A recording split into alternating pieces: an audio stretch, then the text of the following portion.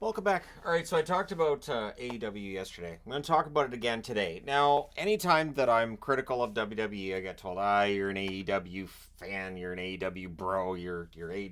Then if you criticize AEW, then it's why are you siding with WWE? What's the problem? See, it doesn't have to be that tribalism. So for me to point out, here's where WWE's done really well over the last 12 months, and here's where AEW's kind of suffered. And the attendance at AEW shows has been down, the ratings have been down, but there's still a lot of good here. And as I said in that video yesterday, it is really for the best of the wrestlers that you have two healthy companies. Preferably there should be three or four or five. I'm old enough to remember when you could turn on TV and watch WWF, or you could watch AWA, you could watch the NWA, and you could also watch UWF out of Florida. And I really enjoyed that time because every wrestling company felt different. Every wrestling company felt different. There have been times with AEW where it's felt like some of what they do production wise is very very similar to the old WCW, or it's kind of a WWE light kind of thing. So I wanted to start off. I wanted to talk about the champs they have. Now I mentioned Samoa Joe yesterday, right? He's champ right now. I think Samoa Joe is an intimidating figure. I also think that for AEW, I think that having the title mean something is important. So Samoa Joe needs to either hold it for a long while or build that next guy. And I do think that there are some wrestlers here that they could build. Tony Storm is killing it as the women's champ. Absolutely. The problem is the women's segments don't generally draw in AEW when you look at the ratings, which is too bad. Now, AEW as well has been handicapped when it comes to the women's division because there was basically a rule with Dynamite. You can only have one women's segment a week. And so if you had two that weren't the champ against each other in the ring, well, that's your women's segment. Now, recently, it feels like that's changed, that there's more than one. Now, maybe it's the amount of money they're giving Mercedes Moné that's made them say, you know what, we'll give the women more screen time. But that's important. One thing to keep in mind, too, with AEW, their shows between Collision and Dynamite, it's a lot less screen time than you get with Raw, SmackDown, main event, and then you've got NXT as well. So WWE has a lot more time to build storylines and build characters. And it's something that when AEW figures out what they're going to do with the next TV contract, that might help them as well. Julia Hart is TBS champ. I'm okay with her as TBS champ. I think Julia Hart has learned very very well on the job. There's time where she can still look kind of green in the ring, but again, this is where developmental could really help. I do think that AEW would benefit from having developmental, because some of the wrestlers that are in there, you can tell are a little bit rough around the edges. And if you had an NXT style show, and I mean a show on TV weekly, it could be carried online weekly, and obviously AEW Dark was a thing. I actually, you know what? I enjoyed Dark. I would actually watch entire episodes of Dark. I thought it was kind of a fun watch, because you would see wrestlers you don't normally see, and you would see some young up and coming wrestlers and go, you know what? There's a lot of potential there. So I don't watch a wrestler fall down or make a mistake and say, oh, I had a huge botch, that's going to Botchamania. In the back of my mind, I may be thinking that, but I think to myself, you know what? That was a mistake, but they're learning, and next time they try to hit that move, they'll hit it properly. The tag belts are vacant. There's an incredible tag division in this company. AEW has been very good with tag wrestling in general. I did read somebody saying Motor City Machine Guns are headed there. Yes, please. There's a lot. FTR, absolutely. I think the best tag champs I've seen. I'd go as back in terms of wrestling. I'd go back to Arn and Tully. There's a reason they wrestle like Arn and Tully, because really they are this generation's Arn Anderson and Tully Blanchard, and that was like one of the best tag teams ever. And what's interesting is when I started watching wrestling, I remember thinking, Arn and Tully, this is just two guys. Like, remember, I committed this was like a WWF mindset where everybody's a character, and I'm like, these guys are just going by normal, regular names. But then the technical side of it. To this day, one of my favorite all-time moves, Tully Blanchard's slingshot suplex. That is absolutely one of my all-time favorites. I love that move. It's simple, it's safe, and yet it still looks like it has a lot of impact. And then for Arn Anderson, there were a number of power moves he had. He was always a very strong guy, and of course, don't come up on him because he's got a gat. But anyways, just craziness, right? And it doesn't feel like with AEW we've had that much craziness lately. There's obviously the CM Punk thing, but he's gone. They fired him. They fired him. They anyways. So the international title belongs to Roderick Strong. I have always thought Roderick Strong is an underutilized talent. I felt that way in WWE. It's nice to see in AEW he's getting a run. Now, where it gets tricky is you have a lot of guys in AEW who could be main eventers. You have a lot of guys who could realistically hold up a belt as champ and we go, yeah, he's big, he can wrestle, he's strong, he's good in the ring. And so it feels like there's not too many wrestlers, but it feels like their roster has to be similar in size to what WWE has, and they have one roster. And WWE, you could argue, has three. You have the Raw roster, the SmackDown roster, and NXT. There's some movement between the three, but there's very clearly three separate, and I think AEW would benefit from that. We've talked a lot about the arguing backstage, and these guys don't get along. Sometimes roster splits can help with that as well. I know there was an idea of doing that with Collision and Dynamite. Doesn't feel like that's been as much of the case. It's Dynamite's the main show. They need to build up Collision and make it so that it's you either watch Collision, you watch Dynamite, and it's completely different wrestlers on both. You have the split rosters. TNT champs Adam Copeland. I think he's doing some of his best work. I do. And I think the fight between him and Christian Cage has been fantastic. Not that there's anything Christian Cage does which is not fantastic. Absolutely amazing. And I do think that he works really well as a main eventer when he's taken seriously. And I think that's been a problem when he was in WWE. He wasn't necessarily taken all that seriously. It always felt like if he had a belt, well, he's just holding it for the next couple of weeks and he's going to drop it to that guy. I was really disappointed when they made him champ, and then I think Randy Orton beat him like 3 weeks later or something like that in WWE. It just it didn't work. So I'm glad to see these guys are getting to tell their story, and that it's this big feud. And I hope it goes on for a while. I do. I hope that the Copeland Christian Cage feud goes on for some time because you can get a lot out of that. The one thing I've been waiting for is, can Beth Phoenix make an appearance? It's like I know she's been under contract with WWE and she's done some broadcasting with them, but can we get Beth Phoenix in there? Because it feels like she belongs in this feud, especially when, Copeland's fighting off multiple people. You have Nick Wayne's mom involved as well. Like, it just feels like you could get Beth Phoenix in there somewhere, please. And the trios champs are Acclaimed and Billy Gunn. I'm going to say this: 6-man tag team matches can be really big. I am old enough to remember when Dusty Rhodes and the Road Warriors, I believe it was Dusty Rhodes and the Road Warriors, won the 6-man tag belts from the Horsemen. Oh, which Horseman was it? I know Arn and Tully. I want to say Barry Windham.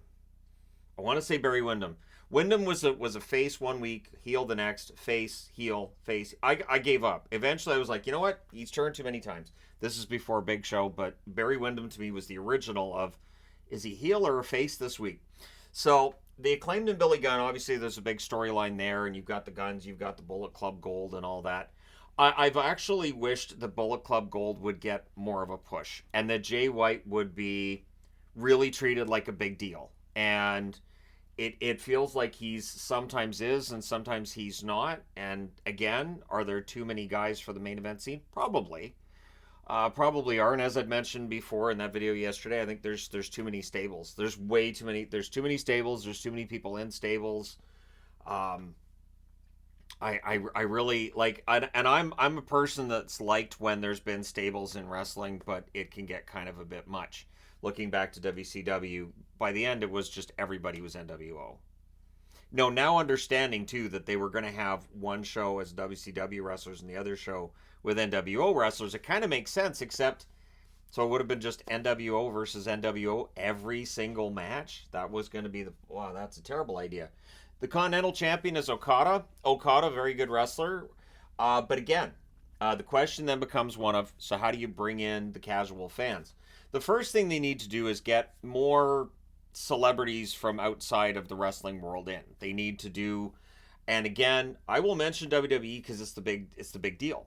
For AEW, they've been in business now for 5 years. So to compare them to the big deal, I think is it's worthy of looking at.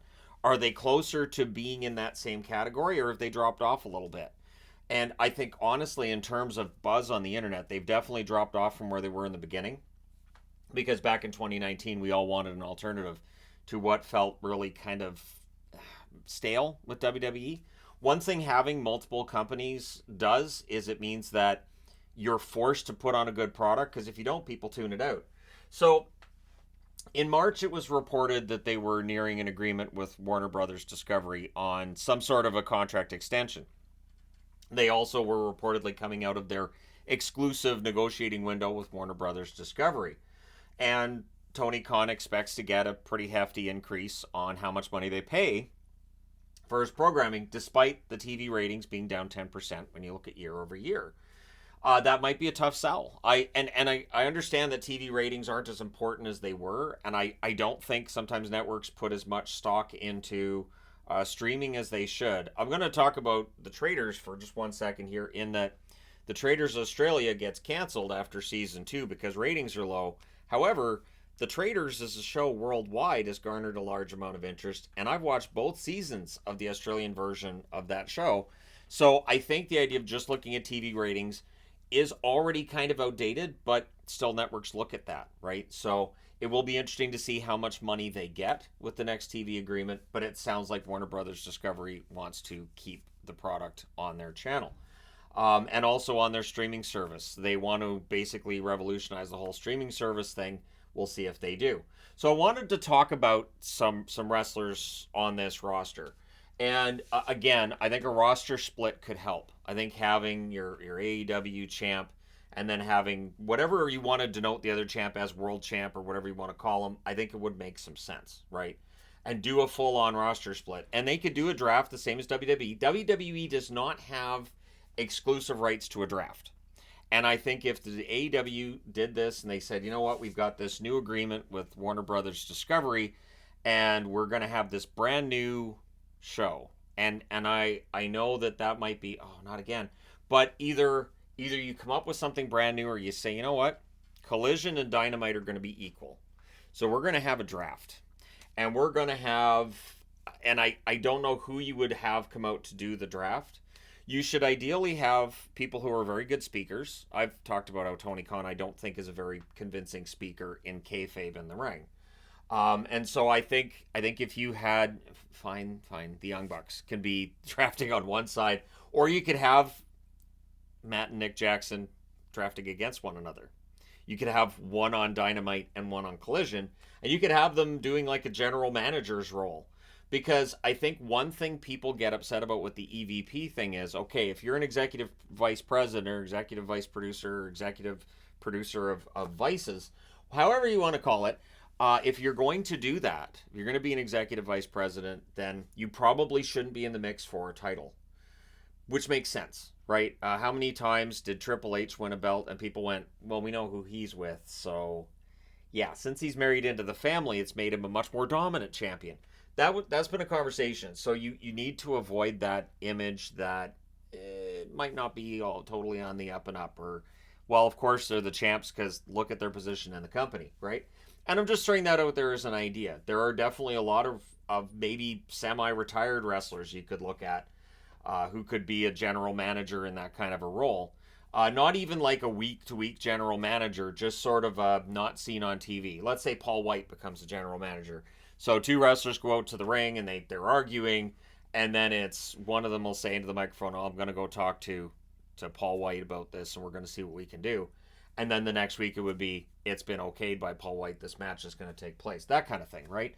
So basically have Khan just a completely non-television entity, and just have him, running the money side of it, and going through all the contracts and everything, and just let the wrestling side be dealt with by people who've been in the industry for a long time. You could have Arn Anderson come out. He could have his Glock. I'm not going to say he can't, because I'm not going to try to take it away from him, because no, he's scary. But you could have Arn Anderson. You could have Sting. You could have Sting as a general manager. Just have fun with it.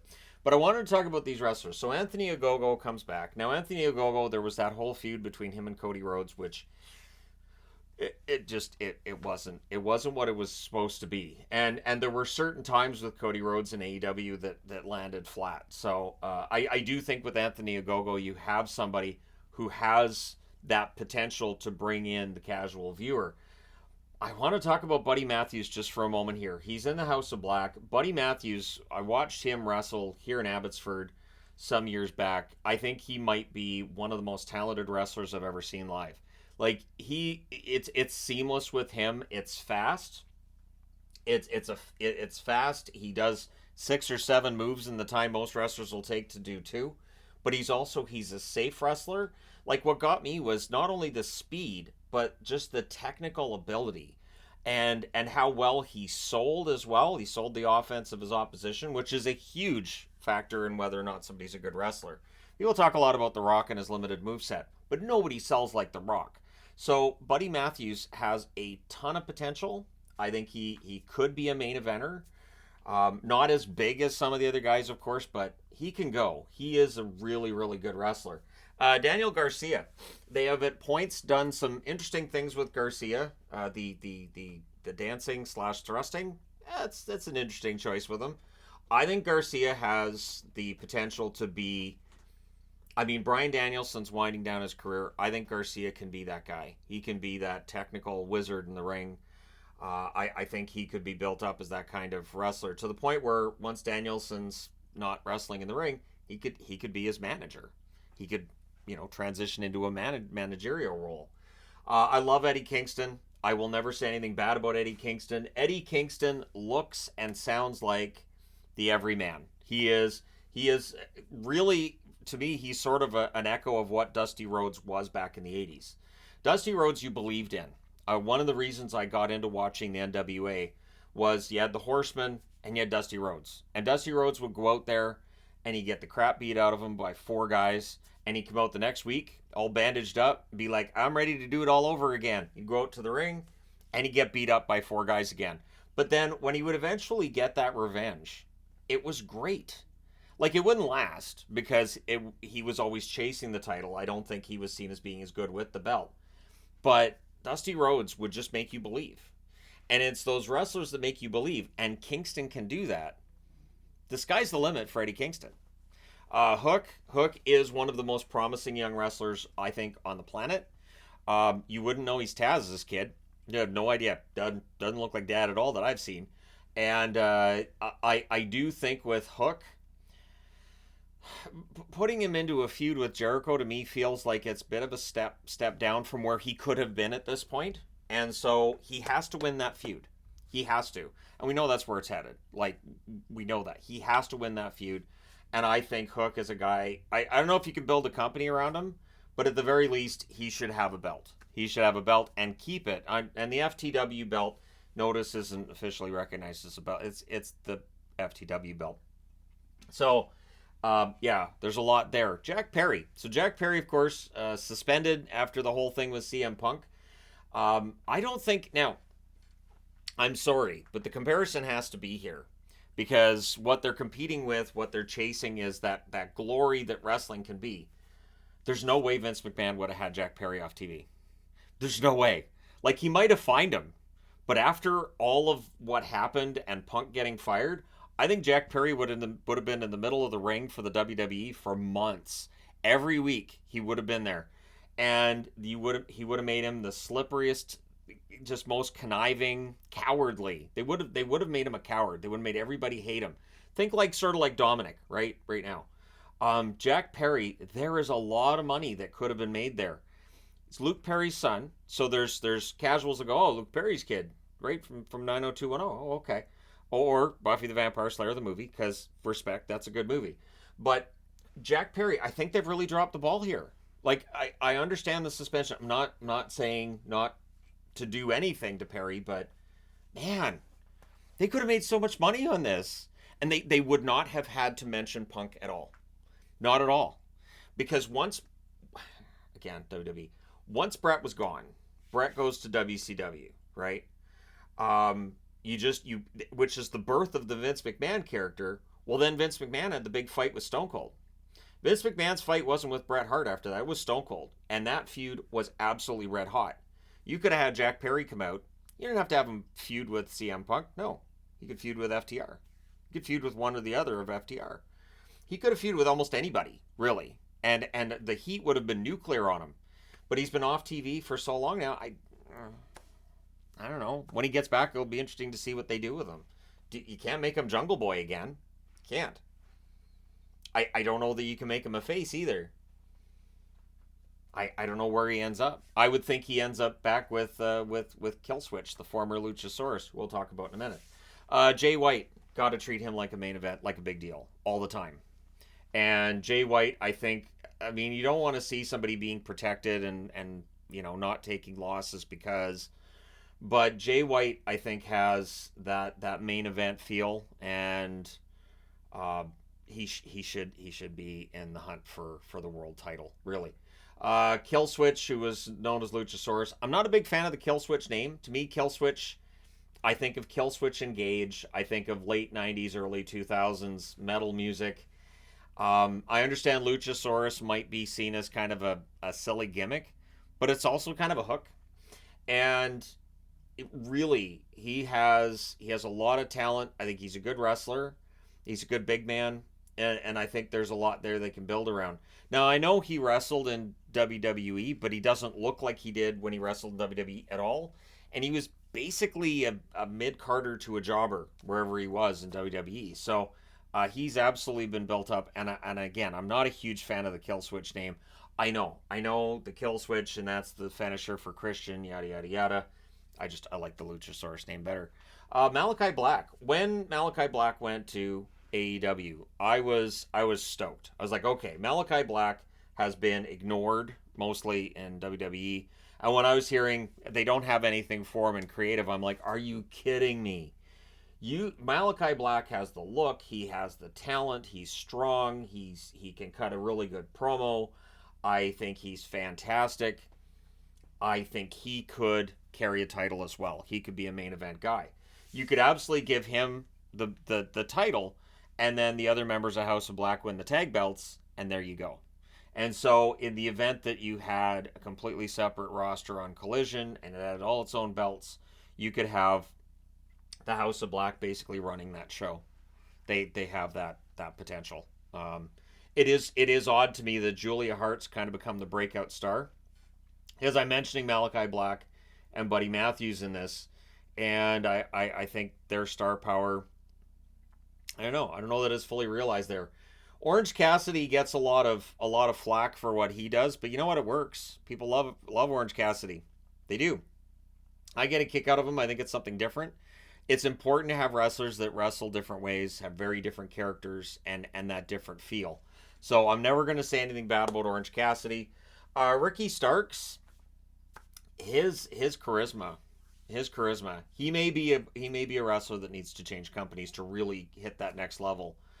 Starks is so talented. He is so very talented, and I think it's unlimited potential for him. Swerve Strickland has been very, very good in his role. I'm not entirely understanding how he suddenly became a face after a home invasion and all that. You'd think there'd be more of a transition, but no, crowd started cheering for him. They're like, all right, he's a good guy now. But Swerve's been a lot of fun to watch, and if they play it right, I would say Swerve beating Samoa Joe and becoming champion, and then picking fights with guys on both sides, picking fights with faces and heels, wrestling as a face or as a heel from one night to the next. Sort of like what Stone Cold used to do, kind of thing. I'm trying to think with WCW, they never really had that. They never really had somebody who was really a proven tweener. Of course, that can be tough because if they're both a heel, if they're fighting heels and faces, it can be tough to get the crowd to 100% be behind them or not behind them, depending on the circumstance. But I think Swerve could pull that off. Will Ospreay obviously comes over with a lot of hype, and I'm not saying he's not worthy of said hype. Ospreay, it'll be very interesting to see if he ends up going up and winning the title, if it moves the needle in terms of TV ratings, if it gets more tickets sold. AEW coming to Vancouver. I looked up the tickets for AEW. I was like, I'll go watch an AEW show, sure. But the tickets were more expensive than they were for SmackDown. Significantly more expensive than they were for SmackDown for the same spot. So, and they weren't resale tickets either. So I was thinking, I don't know how this is going to work. I may check again. I think that show's in June. I think it's in June. It's May or June. but I don't know yet how the NHL schedule is going to work, so it gets a little tricky. So I may have to look at it in the last week. But considering how empty a lot of their arenas have been lately, I'm not overly worried about finding tickets. But the mostly empty arenas, you can feel that on TV. You can feel when there's a lot less people. It's sort of like when WWE pipes in crowd noise and you can hear it. You can hear that sort of noise in the background. It's like it's off-putting because you're like they're piping in cheers or piping in boos or just piping in a reaction, and it can be distracting. Now on the women's side of things, I think Anna Jay, again, you're looking at a young wrestler that's learning the business. I think she really could have benefited from the developmental territory. I think a lot of the women's division could have benefited from a development and basically a territory where they can learn their character and learn their craft and hone everything and then come up to Dynamite and Collision. Again, they had that with Dark somewhat, but it's something that I think a real proper development territory could help. Britt Baker, of course, injured. Britt Baker, I think, has the potential to be an absolutely humongous star. I know there's a lot of people that don't like her. I've heard a lot about all the politicking and all this. And I've heard people say she's not a very good wrestler. I would disagree with all of that. I think that Britt Baker and Hikaru Shida had one of the best feuds that I've ever watched between two women. I thought that was great. I've always been kind of upset that Hikaru Shida kind of gets buried a little bit. Like she'll get a push and then all of a sudden she's off again. But Britt Baker has all that potential. So does Jamie Hayter, who I believe is still injured as well, which is too bad because Hayter was red hot. And if you had Jamie Hayter come in right now, and if you had her in a feud with Toni Storm, that could be absolutely huge. Of course, they brought in Dianna Perazzo for that. I'm not entirely sold on Dianna Perazzo, and I want to be. I love the virtuosa idea. I love the way she does her little, curtsy in the ring, or however you want to call it. I think there's a lot there. I like her her ring gear presentation. I think she cuts a good promo, and then the wrestling, I don't know. Anyways, you can let me know your thoughts. I did see other people online when Dianna debuted in AEW saying something similar, like it's not as she's not as much of a draw as they might have thought. Chris Statlander has gone away from the whole alien thing. Good. The alien thing didn't make a whole 100% sense, really. But Statlander is fantastic. I think she's one of those wrestlers that if we had intergender matches in AEW or in the WWE, I think Statlander could pull it off. I think Statlander, Rhea, there was talk at one point about Nia Jax, of course, with Jon Moxley, but there's that whole they were trying to punish Moxley on the way out the door thing. But I think you can make it somewhat realistic that you could have Statlander go out there and wrestle against a male wrestler, and you could believe that she has actual impact on said male wrestler. So I think with Statlander, there's a lot there. Mariah May, a little bit younger than some of the other women on the roster, but very talented. She has a lot of talent. Obviously, she's going to turn against Toni Storm. This is how these storylines happen. I mean, I know when they started, I thought, okay, so it's the Trish, Mickie James kind of thing. This is always kind of interesting to see how it turns out. Because when Mariah turns, is that going to make Toni a face, or is it going to make Mariah a face? Because however this goes down, one has to be the face in out of the two. I don't have Ruby Soho on the board, but there's so much you could do with Ruby Soho that they haven't. And Sky Blue. I think Sky Blue is being built up slowly to the point where she's going to be the face of the women's division. Again, natural talent. Yes. Does she have the look? Absolutely. And so I think there's a lot there. I don't have Willow Nightingale on the board. I think Willow, we know, is going to be an A-plus player at some point soon.